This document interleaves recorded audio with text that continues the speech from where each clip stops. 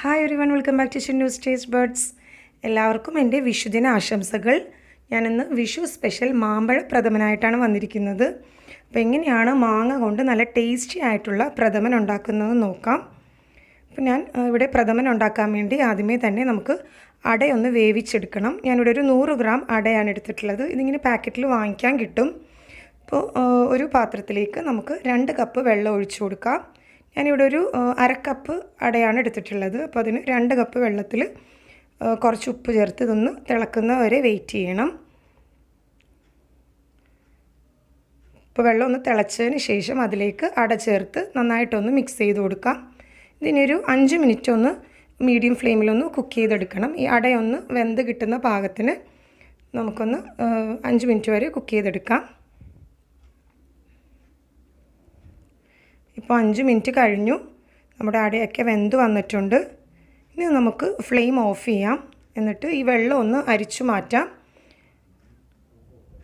ഞാനിവിടെ ഒരു അരിപ്പയിലേക്ക് നമ്മൾ വേവിച്ച് വെച്ചിരിക്കുന്ന അട കോരി ഒഴിച്ച് വെള്ളമെല്ലാം നമുക്കൊന്ന് അരിച്ചു മാറ്റിയെടുക്കാം. ഇപ്പോൾ മുഴുവനും ഞാൻ അരിച്ച് വെച്ചിട്ടുണ്ട്. ഇനി ഇത് നമുക്ക് മാറ്റി വെക്കാം. ഇനി അടുത്ത സ്റ്റെപ്പായിട്ട് നമുക്ക് ചെയ്യേണ്ടത് ശർക്കര പാനിയാക്കലാണ്. ഞാനിവിടെ ഒരു 250 ഗ്രാം, ഒരു 1/4 കിലോളം ശർക്കര ഒന്ന് പൊടിച്ചെടുത്തിട്ടുള്ളതാണ്. അതൊരു പാത്രത്തിലേക്ക് ഇട്ട് കൊടുക്കാം. എന്നിട്ട് സ്റ്റൗ ഓണാക്കിയതിന് ശേഷം അതിലേക്ക് 1/4 കപ്പ് വെള്ളം ഒഴിച്ചെടുക്കാം. അപ്പോൾ 1 കപ്പ് ശർക്കരയ്ക്ക് ഞാൻ 1/4 കപ്പ് വെള്ളമാണ് ഒഴിച്ചിട്ടുള്ളത്. എന്നിട്ട് ഇതൊന്ന് പാനിയാക്കി എടുക്കണം. ഇപ്പോൾ ശർക്കര എല്ലാം നന്നായിട്ട് ഉരുകി വന്നിട്ടുണ്ട്. പിന്നെ ഇത് നമുക്ക് മാറ്റി വെക്കാം.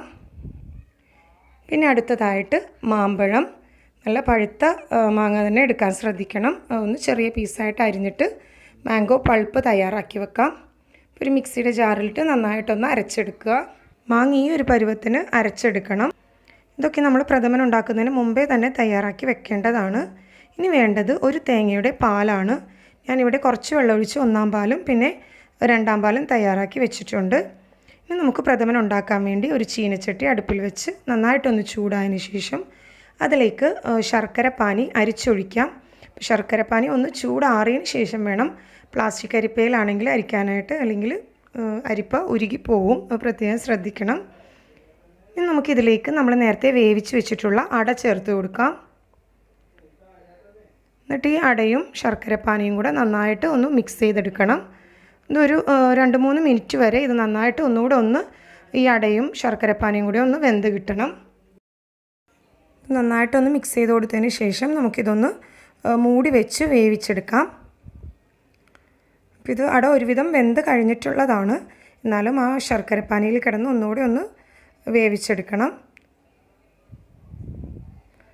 അപ്പോൾ നമ്മുടെ ശർക്കരപ്പാനിയും അടയും കൂടെ ഒരുവിധം നന്നായി പാകത്തിനായി വന്നിട്ടുണ്ട്. ഇനി അതിലേക്ക് നമ്മൾ ആദ്യമേ എടുത്തു വെച്ചിട്ടുള്ള 2-ാം പാൽ ഒഴിച്ചു കൊടുക്കാം. അപ്പോൾ 1-ാം പാൽ ഇപ്പോൾ ഒഴിക്കരുത്, ആദ്യമേ 2-ാം പാൽ വേണം ഇതിലേക്ക് ഒഴിച്ചു കൊടുക്കാനായിട്ട്.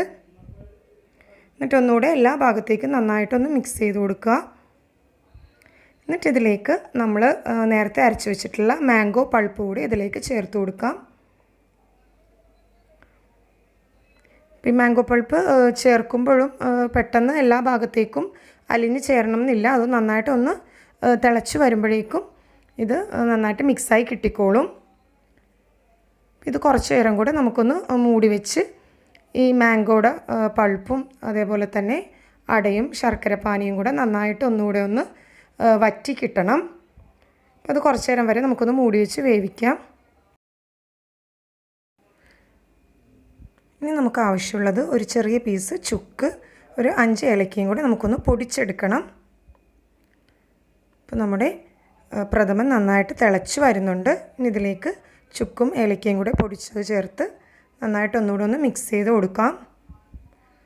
എന്നിട്ടിത് മൂടി വെച്ച് കുറച്ച് നേരം കൂടെ ആ വെള്ളം ഒന്ന് വറ്റുന്നത് വരെ, ഒന്ന് കുറുകി കിട്ടുന്നത് വരെ കുറച്ച് നേരം കൂടെ നമുക്ക് മൂടി വെച്ച് വേവിച്ചെടുക്കാം.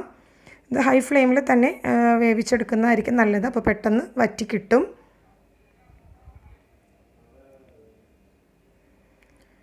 ഇപ്പോൾ നമ്മുടെ പ്രഥമൻ നന്നായിട്ട് വറ്റി വന്നിട്ടുണ്ട്, നല്ല കുറുകി വന്നിട്ടുണ്ട്, നല്ല പാകത്തിനായി വന്നിട്ടുണ്ട്.